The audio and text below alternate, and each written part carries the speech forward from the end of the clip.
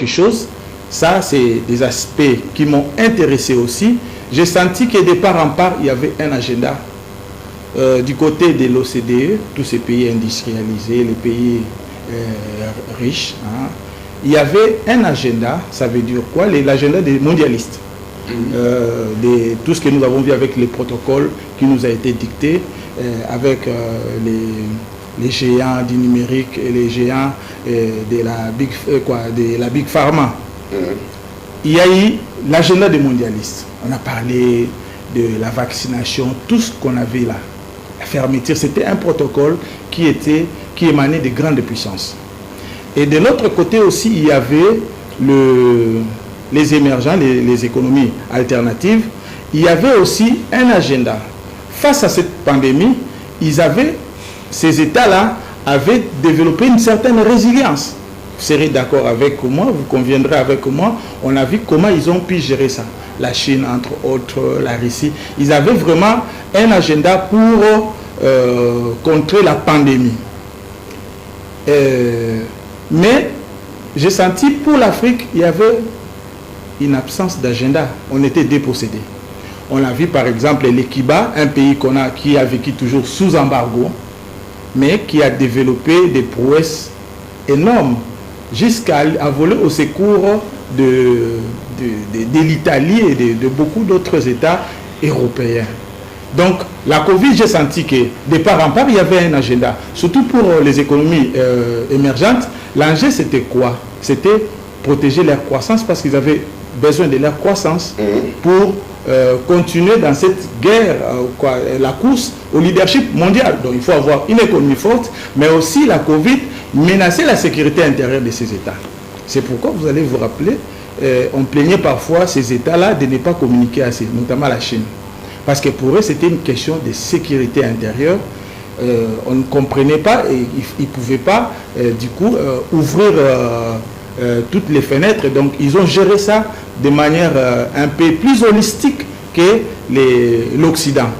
Donc, de part en part, il y a un agenda. Mais en Afrique, il n'y avait aucun agenda. Et du coup, l'OMS et les grandes puissances, ils nous ont assigné les bancs des accusés. L'Afrique, il y aura hécatombe.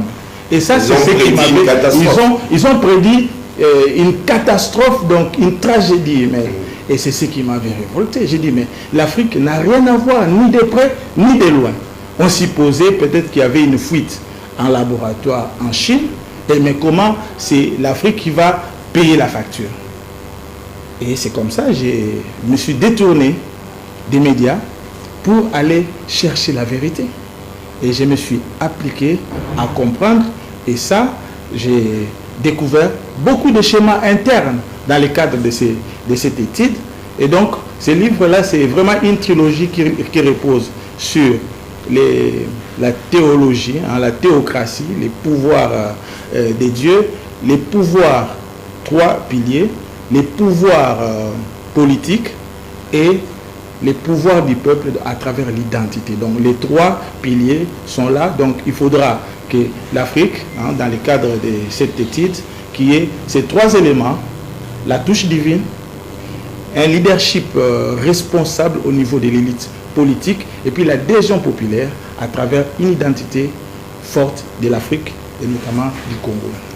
Oui, on va y arriver. Là, c'est pratiquement la politique en tant que gestion de la cité, carrément. Effectivement. Alors, dans votre lecture, dans votre compréhension de la vision de Daniel sur la fin des temps, vous sortez un autre indicateur. C'est la réconfiguration des puissances internationales.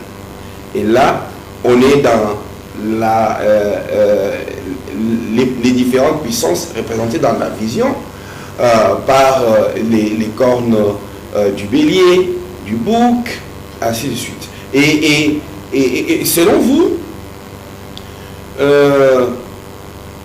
en allant, cette réconfiguration préfigure est liée à cette vision.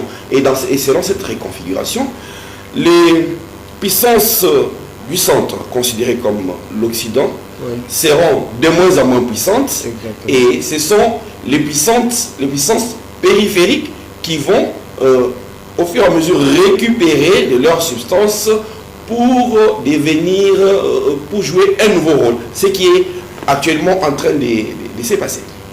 Exactement. Exactement. Et là, c'est ce que j'ai compris. C'est comme ça que j'ai dit ce livre ici, c'est l'agenda africain.